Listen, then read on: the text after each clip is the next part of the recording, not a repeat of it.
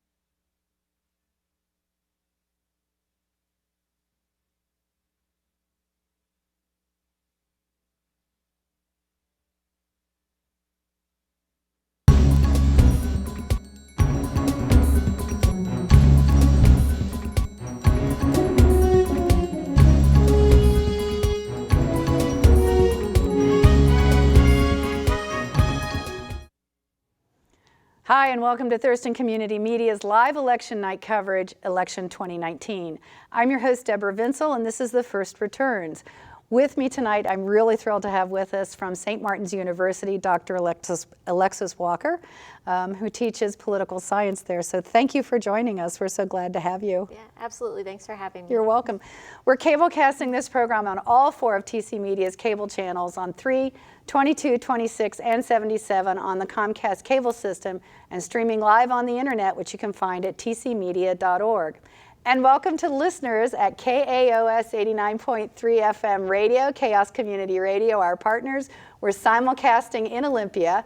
So right now, Alexis, let's talk a little bit about our local elections and election returns. We had a chance a little bit earlier to just kind of, as we were getting to know each other, I pointed out that according to the auditor's website, the Thurston County auditor's website, turnout is 28.37%. Mm-hmm. Kind of low, kind of low. Yes, it's not particularly surprising. This is an off-year election, meaning it doesn't align with congressional or presidential races, and we tend to see much lower turnout. The last 2 off-year elections in Washington were about 35% turnout. Mm-hmm. So given that we still have ballots to count, it's likely going to be around that number. Mm-hmm.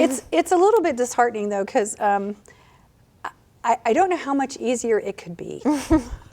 national holiday for voting would be one way.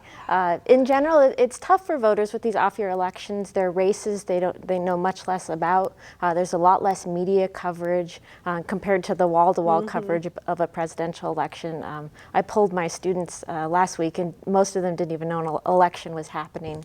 And so that challenge of getting voters aware of these local elections and then to care enough to participate is a lot harder. So we've seen like huge changes in media just in general, and there is a lot of information that gets out there. So what can we do to bring more people? I mean, we vote by mail. It's pretty easy. Your ballot comes to you, and you stick it out, and the mailman will take it back for you. So, I mean, what can we do? What can all of us as citizens and our government officials, folks in the auditor's office, what are the kinds of things that you think people are trying to do to encourage more voter turnout in these off-year elections? Well, one of the nice things Washington has been doing is passing laws to try and increase turnout. So for instance, this is one of the first elections with same-day voter registration. So even if you're not registered, you can go and register today and cast a ballot.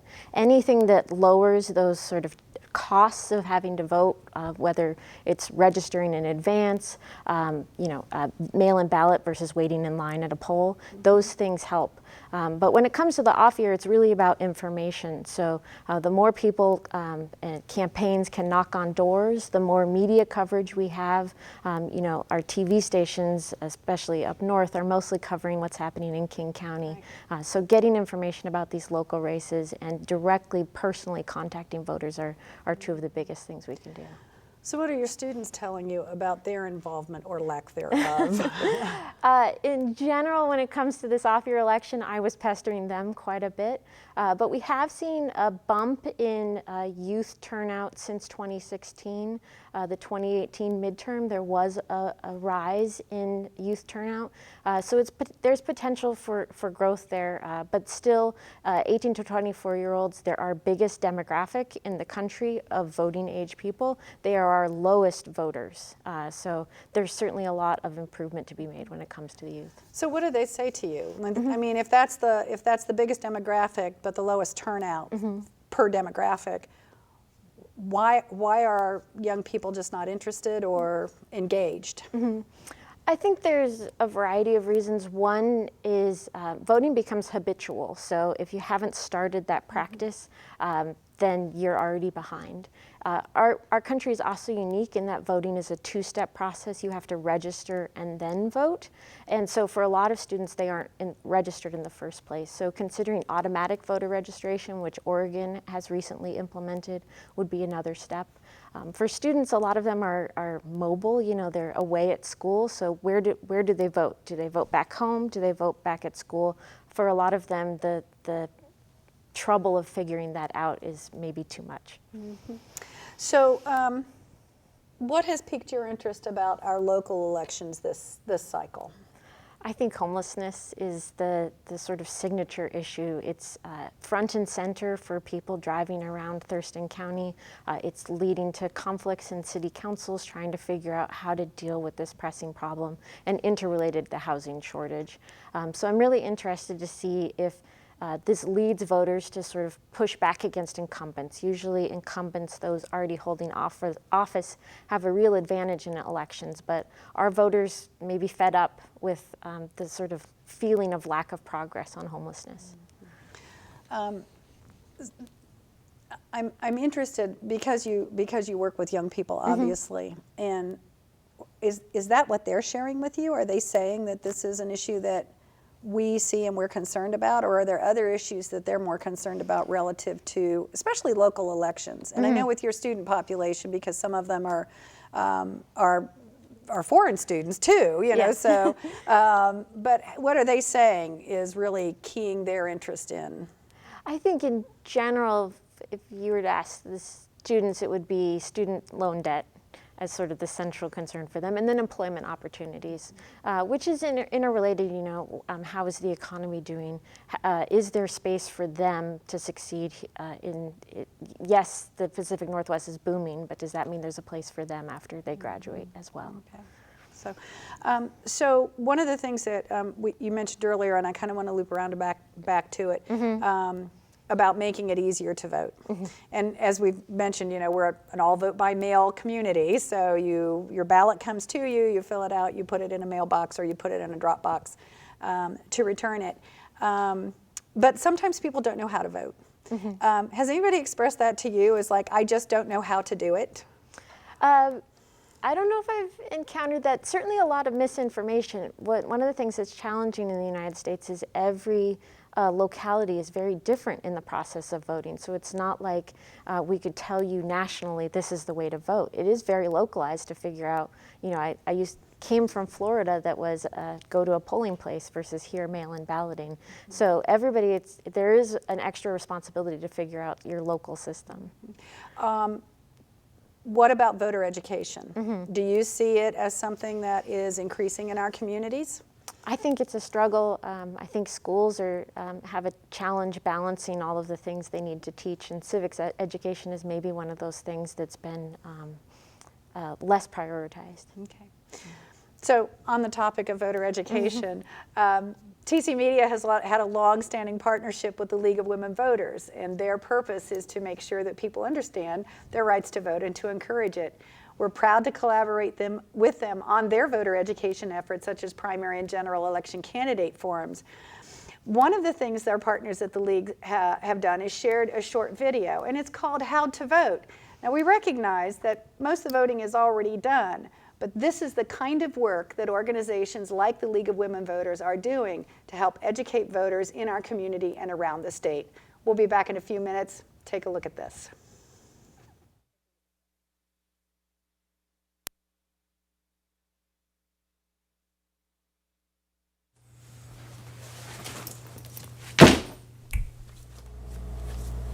Junk, junk, junk.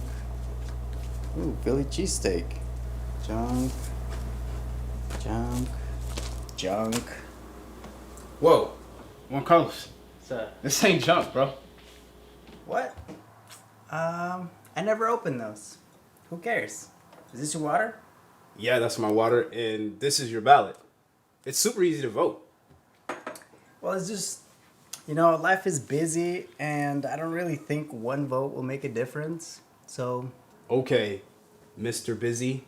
We got a lot of stuff going on right now at the state, local, and even national level. Every vote counts. Come on, I'll walk you through it. We're pretty lucky we live in Washington State. You don't even have to leave your house to vote. Get your voter's envelope, take out your ballot, open it up, of course, fill it out next to the candidate or initiative of your choice. And even if you don't agree with any of the candidates, you can write your own. I voted for Sasquatch one year. Thought they'd make a better representative. After that, just close it up, put it into the security envelope, back into the regular envelope, and bam. I guess that is pretty quick and easy. But I still don't know who these people are. And voting for Sasquatch is not going to cut it for me. I understand. That's why they give you a voter's pamphlet. Yeah, I got that a couple weeks ago. It's actually pretty useful. In here is a list of all the candidates and the initiatives, so you can make a more informed decision. We got to step it up. Not everyone has the privilege to vote. We got to make our voices heard. That's true. And at least we don't have to go to a special voting booth either. Exactly, man. Be the change you want to see. Plus, all the cool people are doing it. Oh? I didn't know that.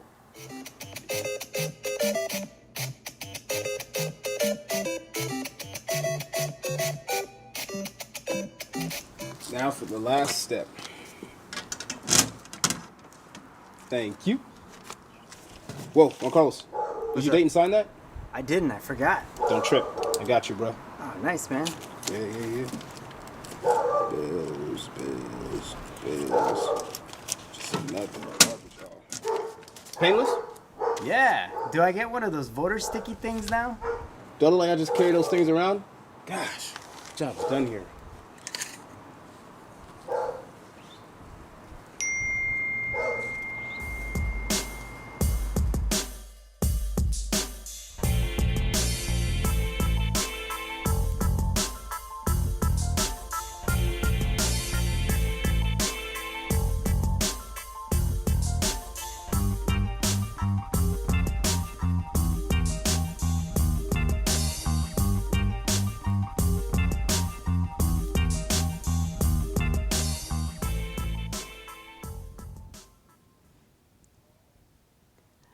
Welcome back to the First Returns Election Night 2019. I'm Deb Vinsel, and with me is Dr. Alexis Walker from St. Martin's University.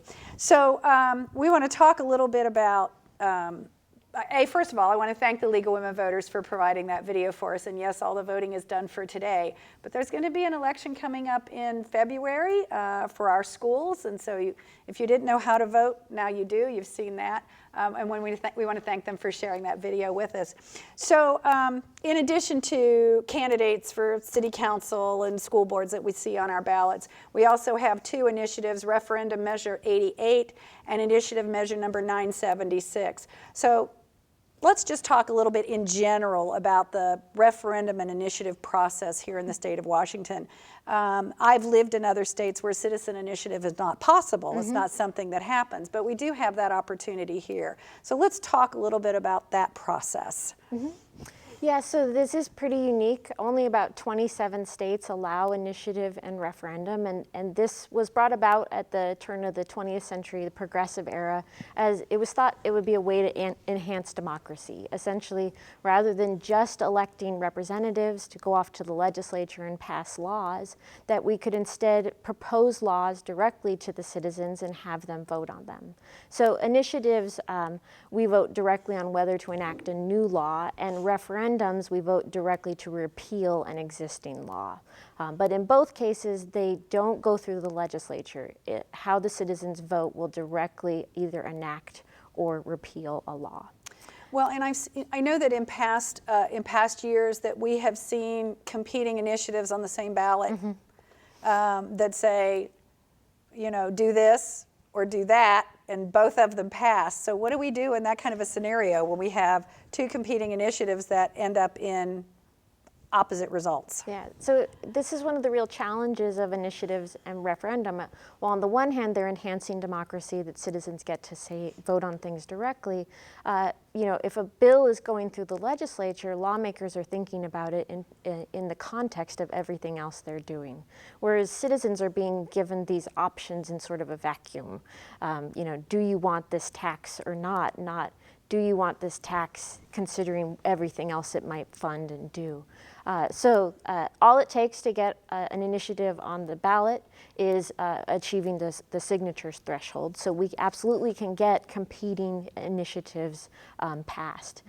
In that case, often the courts have had to wade in and sort of determine how these things are going to work out. Because citizens are making these decisions individually, it can lead to confusion. There are some structural requirements for initiatives, I know. They have to, they can only do one thing. I mean, can you fill us in on that a little bit? The legal requirements for initiatives? Yeah, so they do need to be very focused, and there have been initiatives that have been challenged under the law. And the biggest threshold is this signature requirement that enough people need to sign on for them to end up on the ballot. Yeah. So is that threshold the same for every initiative? Yes, I believe so. Okay, so X number of people have to sign on, and then it becomes a ballot measure. Correct. And it doesn't cost a whole lot to file an initiative. No, as long as you can get the signatures.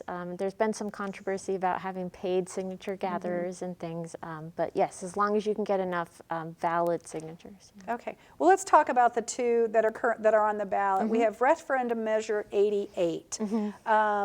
According to the Secretary of State's website, and these are statewide results, it's currently being rejected statewide by 62% to, or 55% of the vote to 45% of the vote roughly. So this, I remember reading this one when I filled out my ballot, and this felt like a no means yes and a yes means no's kind of situation. Yes, it does, in the sense that the legislature passed a citizen initiative in April of 2019, and R88 is essentially a referendum on that act by the legislature. But the main thing to know is that a yes vote on R88 is affirming instituting this form of affirmative action. A no vote is saying you do not approve of what the legislature did, and we should continue to not allow this form of affirmative action. So can you give us a little more detail specifically about what, it was Initiative 1000, and Referendum 88 would be to repeal Initiative 1000. What was that about? So Initiative 1000, we actually have to go even farther back in time. In 1998, another initiative passed that eliminated affirmative action in the state. And so passing R88 would essentially reinstate it. The law, if it passed, would allow the state to use certain characteristics, particularly race, as one factor among many when making hiring, admissions, or contract decisions. It could not be the sole determining factor. Race could not be the sole determining factor, and you could not pick a less qualified candidate based on race, nor are quotas allowed, but simply that race could be one factor among many that's considered. At the moment, that is not allowed. Okay, so if this is then rejected, that means that Initiative 1000 would be repealed. Correct, Okay. meaning race could not be considered as one factor. Okay, well, so far statewide, it is, and these of course are, early results, but statewide, it is being rejected 55.5 roughly to 44.5%. So there is another initiative on the ballot, and that is Initiative Measure 976. Let's talk about that one. It's a little more infamous. Infamous, but more straightforward to understand. Right. That this would lower most vehicle car tab taxes to $30 a year. It would also repeal the local authority to add more taxes to pay for local transportation improvements like road paving. So capping the car tab tax at $30 a year for most vehicles. Right, and it has a fairly high profile supporter. Yes, Tim Eyman, who the Seattle Times has called a serial initiative filer. For decades, Tim Eyman has been using or trying to use the initiative process to limit the ability of the legislature to pass taxes and to repeal existing taxes in the state. He tends to have at least one initiative pretty much every election On every season. ballot, right. And actually, he came to prominence with Initiative 695, like, I don't know, 15 years ago, something like that, which was very similar. It was the $30 car tab back then. And when it passed quite soundly, as I recall, but it had a fairly serious impact on transportation and roads and that type of thing because it eliminated funding. Yes, absolutely. And this is one of the struggles with initiatives is voters are given these choices in a vacuum, that it's simply, do you want this tax or not, do you want this tax or not, and lose all these services that this tax is paying for. And Washington is one of 7 states that doesn't have an income tax, so we're very reliant on other types of taxes like the car tab tax. And some estimates are that this would be cost about $4 billion over the next 6 years in transportation money at the state and local level. So a really significant cut to the state transportation budget. I know one of the things that happened when 695 passed was a lot of matching federal funds went away because there weren't state funds to do projects. So it was, there was a huge chunk of money that came out of the state budget, but it was almost doubled by the loss of the federal funding. Right. So, yeah, okay. and at the local level, the same thing happens, that the state matches the funds that cities are spending on roads and other transportation projects. So that matching money might also go away. Well, right now, that initiative is passing. So again, it's one of those kind of vote your pocketbook kind of scenarios. So, but again, it's early, and these are just the results that we've received so far. So I'm kind of wondering, do we want to move on to another video right now? Okay, I got a yes. The people talking in my ear. Okay, so the ballot boxes are closed, and the Thurston County Election Center is busy counting up the ballots that they've already received. If you dropped your ballot before 4 o'clock this afternoon, it will be counted today. And if you've dropped it in the mail today, obviously it's not going to be counted, but will be counted in a couple of days. The results from today's count will be coming in any minute. But while we're waiting, have you ever wondered what happens when your ballot arrives at the election shop? We're going to take a look at the journey of the ballot and have a brief word from Thurston County Auditor Mary Hall.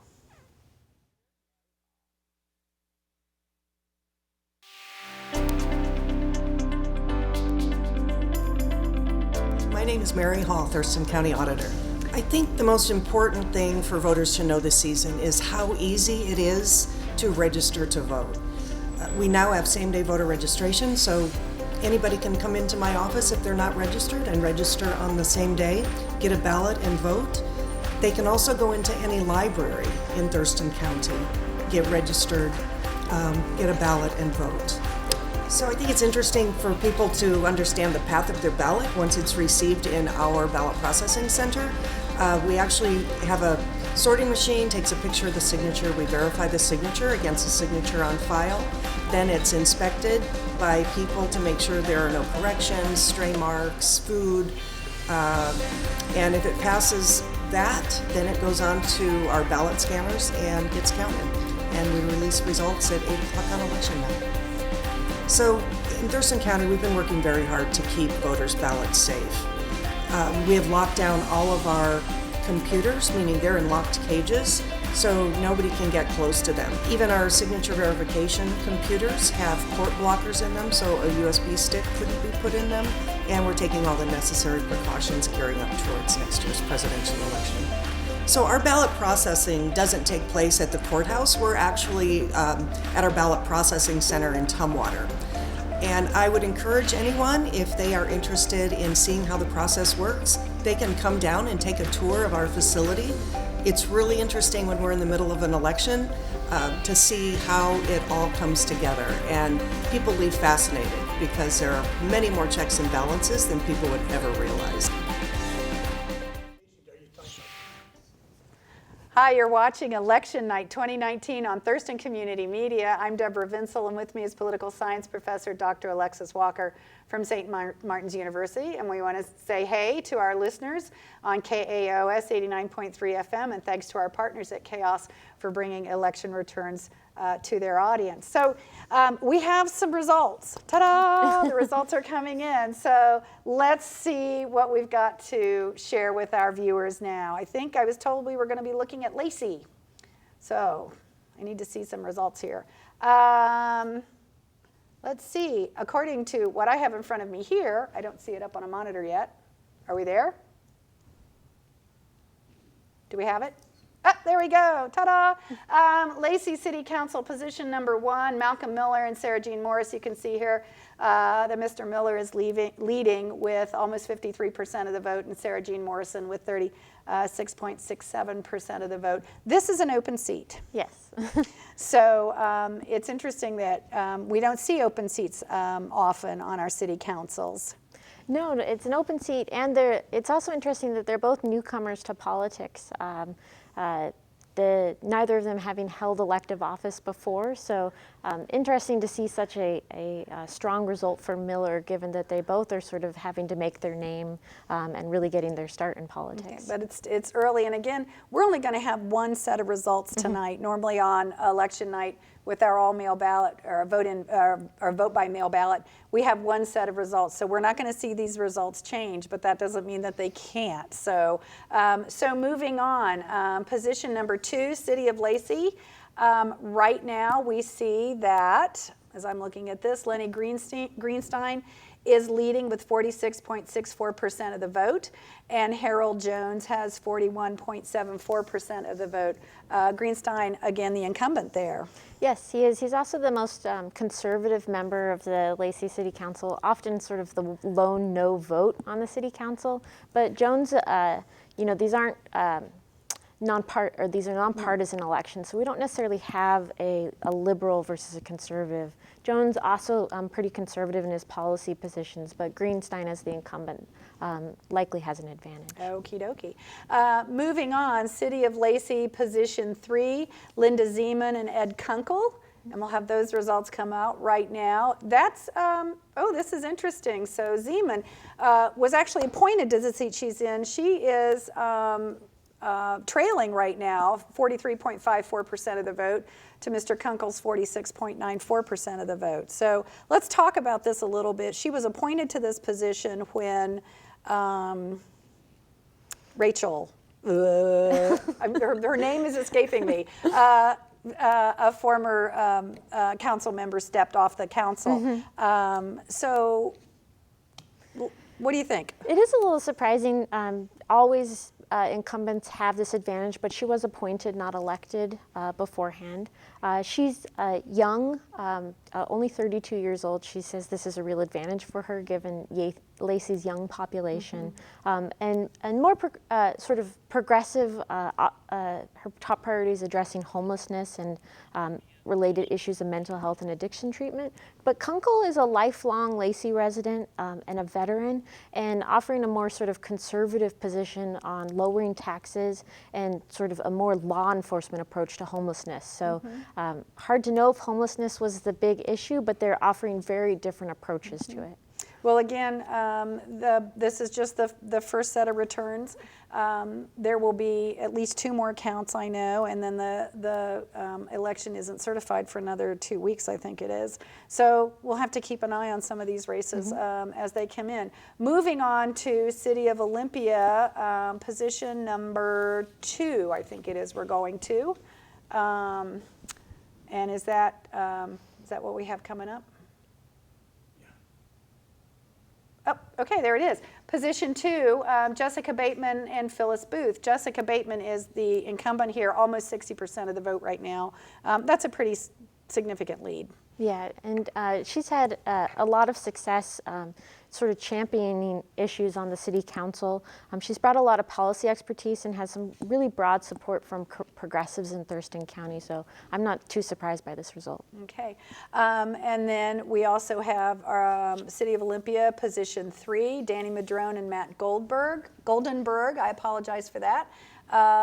According to what I'm looking at, Madrone with 61.34% of the vote, and Matt Goldenberg 27.85%. Now this is an open seat because this is Nathaniel Jones' seat, and he's running for mayor. Correct, yeah.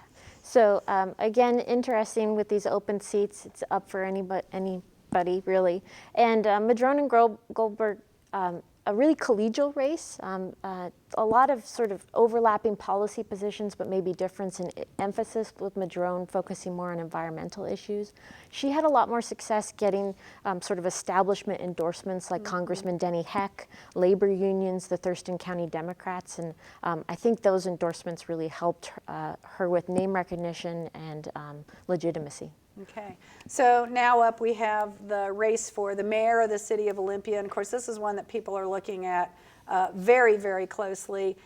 Incumbent Mayor Cheryl Selby currently with 50.70% of the vote, and Nathaniel Jones with 42.77%. Cheryl, the incumbent mayor, but running against a fellow council member who moved into that race. That doesn't happen often. No, it doesn't, and especially with Jones being quite explicit that it was sort of his frustrations with Selby that drove him into the race, arguing especially on this issue of homelessness that he felt that she was sort of putting out fires, like piecemeal policymaking on homelessness, where he was arguing we need to take a step back and have a much more comprehensive approach. Selby sort of fired back, this seems a little rich for you to be acting as an outsider criticizing this when you too were on the city council part of these decisions. So in some ways, one of the more heated races going on today. Okay, so those are our council races for now. We'll have more results coming up in a little bit, as I know there's flying fingers in our control room trying to get more things done, but I have been told that we also do have the results from Tumwater and also from Yelm. So for the City of Tumwater, position number 1, that is Pamela Hansen and Leota Dahlhoff. Leota Dahlhoff is the incumbent in that race. Dahlhoff with 56.32% of the vote, and Pamela Hansen with 31.22% of the vote. So, Not too surprising. She has a lot of roots in the community, served on community organizations and nonprofits, and a lot of experience. Dahlhoff brings a lot of experience, and as the incumbent, has an advantage. now there. she was appointed to her seat, and so this is her first campaign for the seat. So we're seeing a little bit of a different result here than we were in the Zeman race in Lacey. Yeah, absolutely. Okay, so moving on, position 2, City of Tumwater. Tom Oliva is, we won't have that graphic. Tom Oliva was running unopposed. We want to thank him for stepping up again to run for his seat. Also in the City of Tumwater, position number 3, Michael Pavlich and Joan Cathy. Joan Cathy, the incumbent in that race, currently with 53.04% of the vote. Michael Pavlich with 36.11% of the vote. I think this is Joan's third term. Yeah, she's served for 12 years already. So certainly that, she has the experience and track record. Pavlich is really connected. He's been in Tumwater 37 years as a firefighter, but a lot of his campaign was really focused on police and fire issues, whereas Cathy offers sort of a more comprehensive policy package. Okay, and the final race in Tumwater, position number 7, incumbent Neil McClanahan against Charlie Schneider. And right now in that race, the incumbent is not coming out on top. That's a pretty significant gap in that race. Charles Snyder with 51.46% of the vote right now, and the incumbent McClanahan with only 37.6. Yeah, I thought this might be a tighter race. McClanahan is a 15-year incumbent, so normally we would expect him to win a race handily.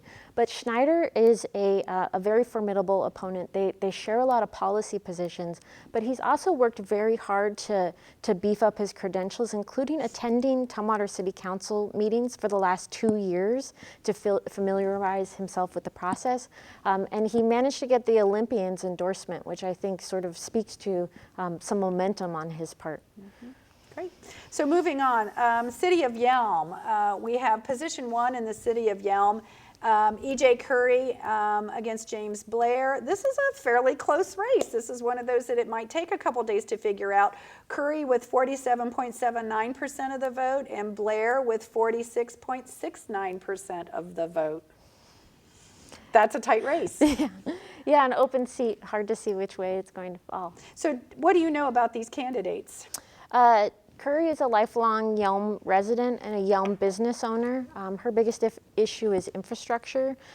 Blair is a libertarian advocating for much limited government and lower taxes. So pretty different approaches, with Curry advocating for Yelm to take on big things, and Blair advocating for scaling back government. And looking at those numbers, almost a 50-50 split. I will also note that there were 4 write-in votes for that seat, so so that's also interesting. So this is one of those races where the actual vote difference is like 8 votes, I think, something like that. So it's 346 votes for E.J. Curry. 338 votes for James Blair, so there's an 8-vote difference. So those write-in votes might matter. Those 4 write-in votes might matter, but also, again, this is one of those situations where the second count or third count may make a big difference in this particular race. Okay, so I think, moving on to position number 2 in Yelm, Cameron Jane and Molly Carmody. Cameron Jane with 25.55% of the vote, and Carmody with 63.54% of the vote. So, not too surprising, Carmody was the incumbent, also a very experienced. Jane, sort of an outsider candidate, not necessarily backed by any of the establishment parties or groups. Okay. Position 6 for the City of Yelm, we have Matthew McLaughlin and Joe DePinto. This is not a very close race at this point, but DePinto with 58.7% of the vote and Matthew McClellan with 34.53% of the vote.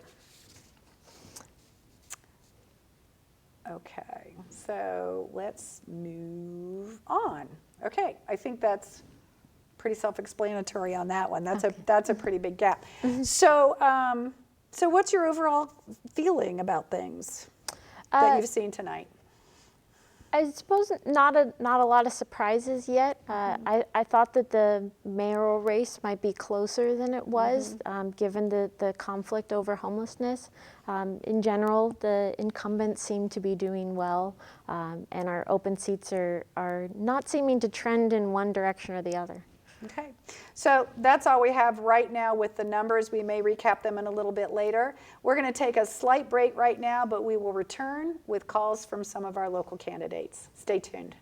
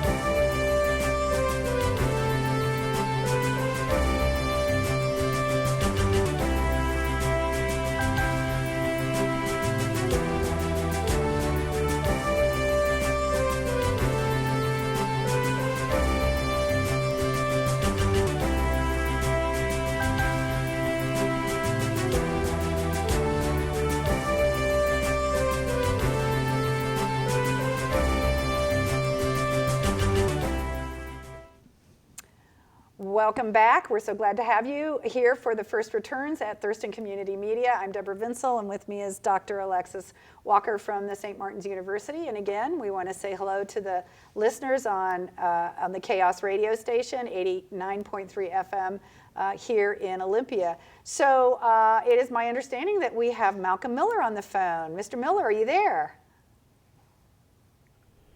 Hello? Hello, I'm here. Hi, how are you? Hello. How you doing? I'm good. Yeah, it's a good night. Yeah, it is good. It is good. So you decided to run for Lacey City Council, and the night is looking pretty good for you. Tell us a little bit about why you were intrigued enough to do this, to throw your hat into the ring. What was it that caused you to do that? Well,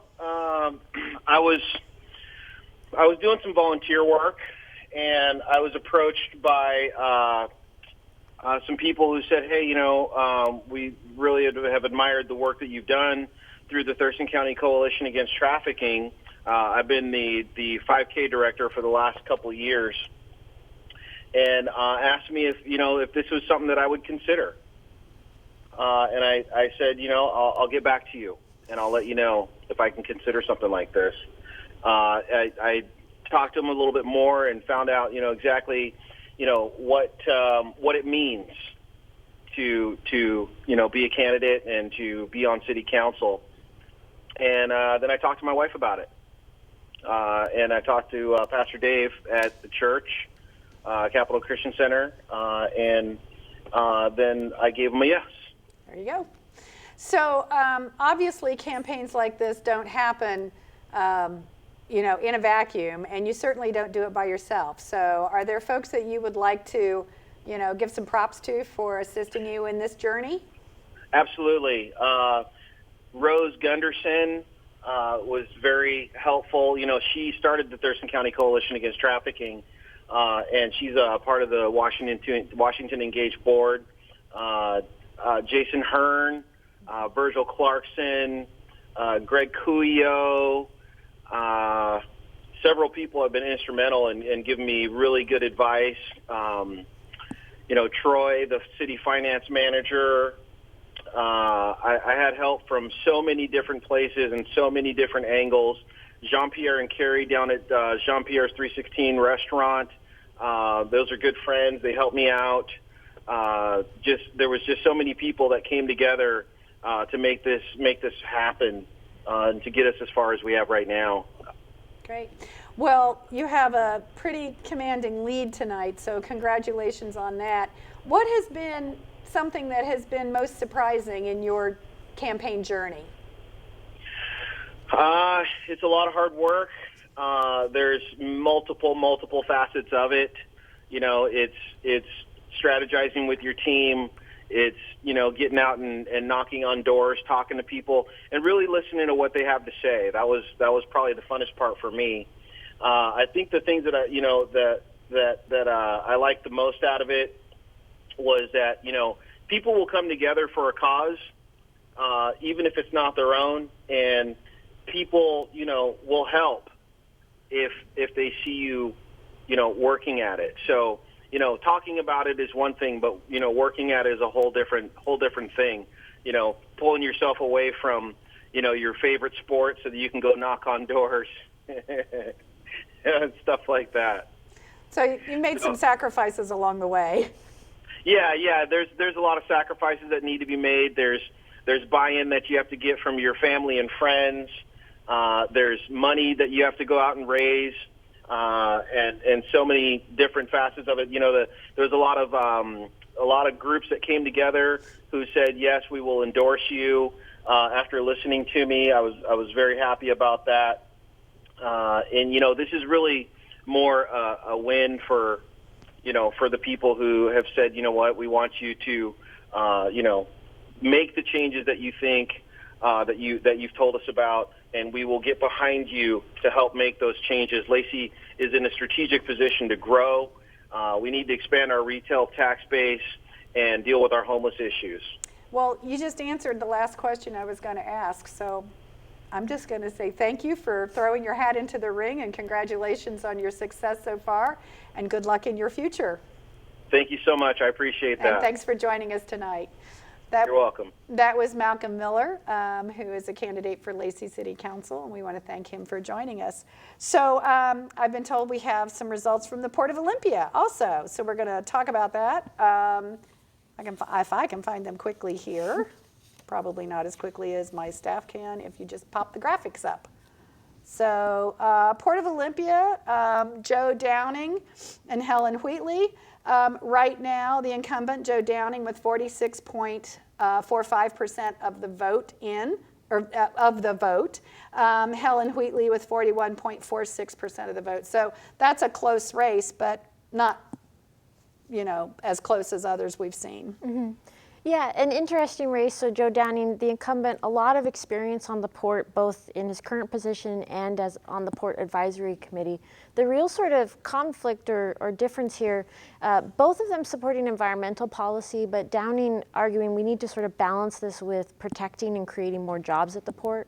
Helen Wheatley is an environmental activist, previously worked on trying to clean up the Hanford nuclear site, advocating for a much stronger stance on environmental, a much stronger approach on environmental policy at the port. So whereas Downing had, endorsements from labor unions, seeing him as the person for jobs, Wheatley got a lot of the progressive and environmental groups' endorsements. Yeah, well, there's almost a 2,000 vote difference between the tallies here, and in this case also 231 write-in votes. So I always love it when we see the write-in votes. So that one's probably not going to see a lot of changes over the next couple of days in those figures. But again, this is just the first set of results. Several more counts to happen, and again, all of these results that we're seeing tonight are only from the ballots that were either picked up from the drop boxes prior to 4 o'clock tonight or actually received in the mail today. So if you dropped in the drop box after 4 o'clock or dropped your ballot in a mailbox to be returned via U.S. Postal Service, it could be a couple days before those ballots are actually counted. Okay, so I want to loop back around to initiatives and referendums and agenda, and the initiatives and referenda. The other thing we saw on our ballot today were 10 or 11 advisory votes. And my husband and I sat, going through our ballots and looking at all of these, and I couldn't help but be struck by the fact that these just seemed to be an exercise, yes, but didn't really have any teeth involved in them, and no legislative teeth. Yes, so they are non-binding, meaning they're essentially symbolic up or down votes on tax measures that the legislature has passed in the last year. These are actually another product of Tim Eyman. In 2007, there was another initiative that he spearheaded that mandated that any tax increases go on the ballot as these symbolic votes. His argument at the time was this gives you a chance to find out, quote, how expensive your legislature was this year. Opponents have argued that this sort of misguides voters in the sense that it tells you about tax increases that happened, but really out of context about what these tax increases are, who they're benefiting, what the purpose of them is. Right. But either way, voters should know they're simply symbolic. No matter which way you voted, the tax increases will stand. They stand, okay. So I've just been told that Joe Downing is on the phone with us. Hi, Mr. Downing, thanks for joining us tonight. Well, hi, Deborah. Hi, how are you? Thank you for having me. Good, I'm great, thank you. And Yeah. the night seems to be going your direction. You know it is, and so I really was looking for a 5-point margin. I think that's what we got, because what I've been told is we have at the moment 46% of the vote to my opponent's 41%. Right, so you're right at about that 5%. So, and as I've explained to the viewers, that this, it's a 5-point difference is a significant margin, but there's a lot of ballots yet to be counted. So what are you looking forward to over the next couple of days? Oh, over the next couple of days? Well, I'm confident. I'm extremely confident of winning this race. So really what I'm looking forward to very much is my next 4 years as park commissioner, working with Commissioner Zita and Commissioner McGregor and our new executive director, Sam Gibney. We're really focusing on port operations and focusing on new opportunities, both cleaning up the environment, but also, economic development opportunities throughout the county. So the port has a unique mission, and we're working that mission to our fullest extent. Great. So as I talked with Malcolm Miller from Lacey earlier this evening, and I'll ask you the same question I asked him. Campaigns don't happen in a vacuum, and they certainly don't happen on their own, by yourself. You can't do it by yourself. So are there folks you would like to lift up to recognize and acknowledge who've helped you on this journey? Well, I certainly would. I had a campaign team of 8 folks, number one.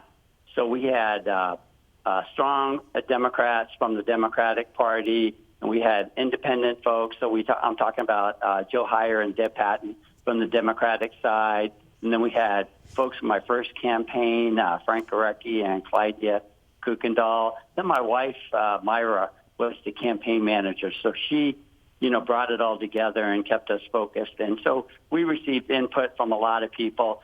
I'd like to say we had a couple of closet advisors, folks that, would take us aside over coffee and say, I hope you're doing this or hope you're doing that. So we had a lot of good input, and we had a lot of community support. We had 252 individual contributions, and a few of those were repeat contributions, but that's a wide swath of people. So I'm quite proud of that, of the effort and the community support we had.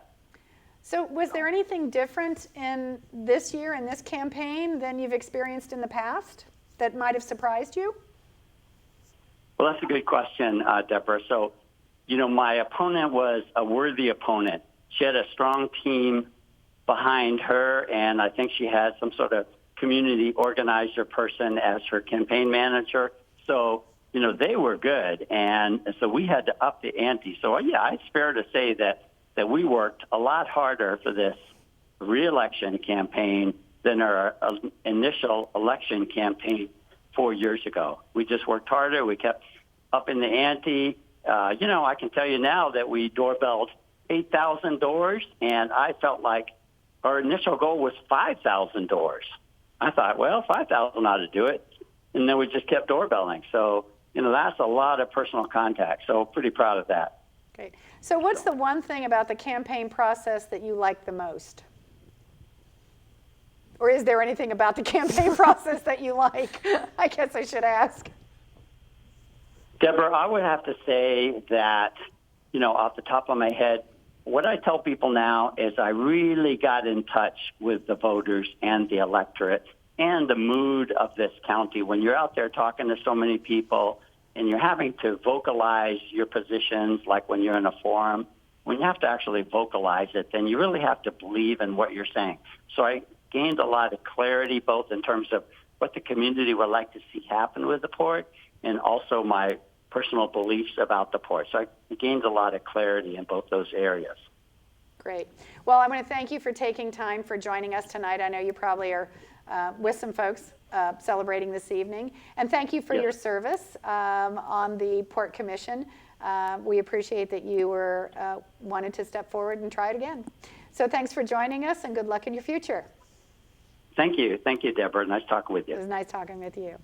Okay, so that was Joe Downing, and we're also going to have another phone call right now, squeeze it in before the end of the hour, with Mayor Cheryl Selby. Hello, Mayor Selby, how are you? I'm great, thank you. It's a good evening for you. It is. Yes, it's a hopefully a good evening for Olympia. We had a really nice slate of women that ran, and we're all here celebrating together. Great.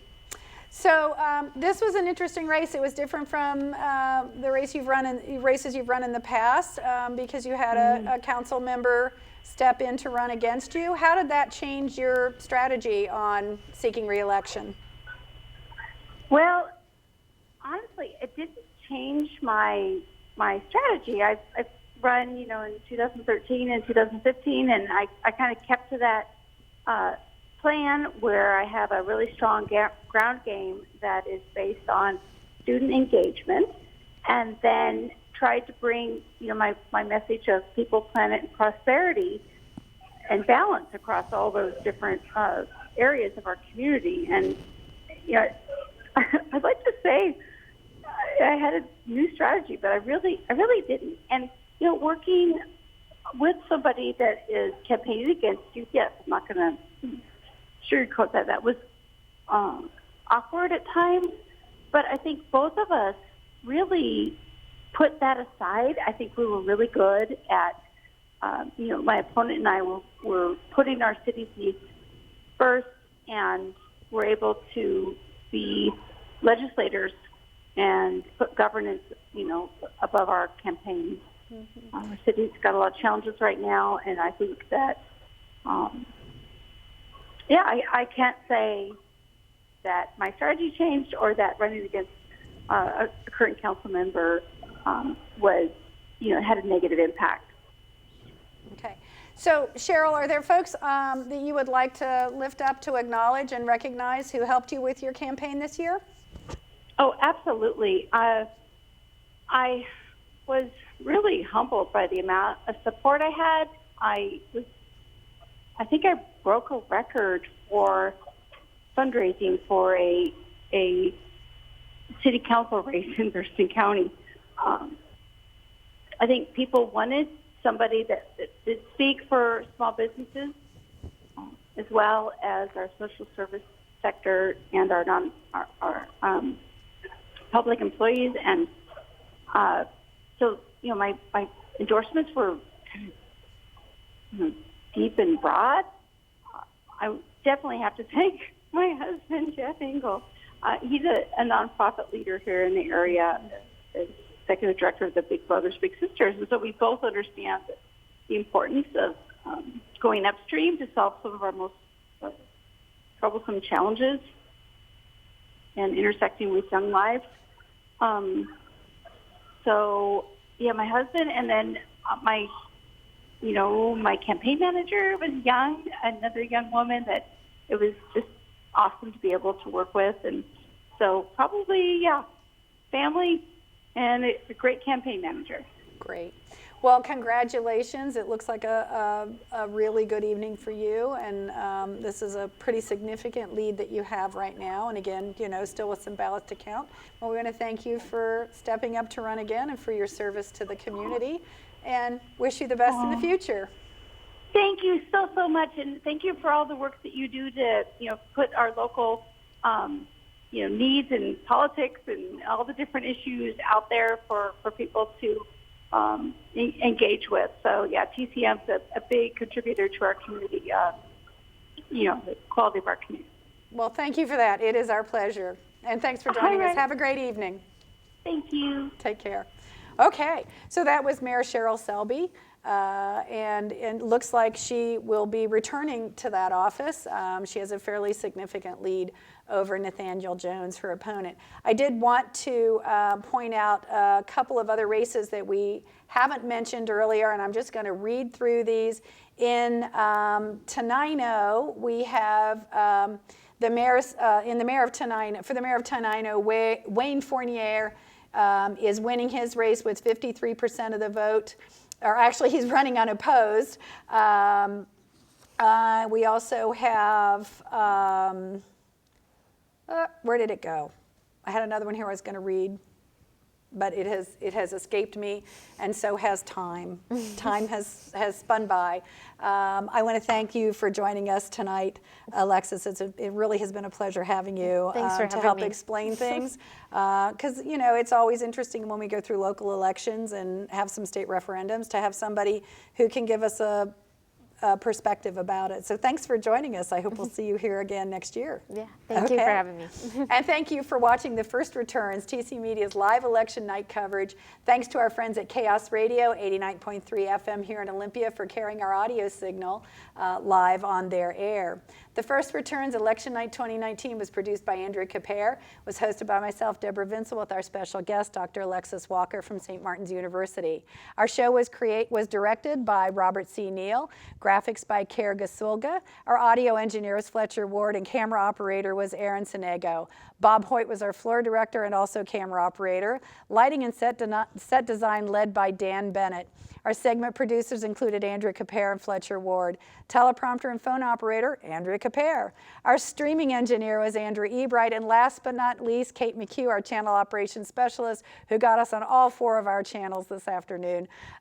We want to thank Thurston County Auditor Mary Hall and her office for being so generous with their time, to all the candidates who ran. And again, thanks to our friends at KAOS 89.3 FM for simulcasting the audio portion of our program.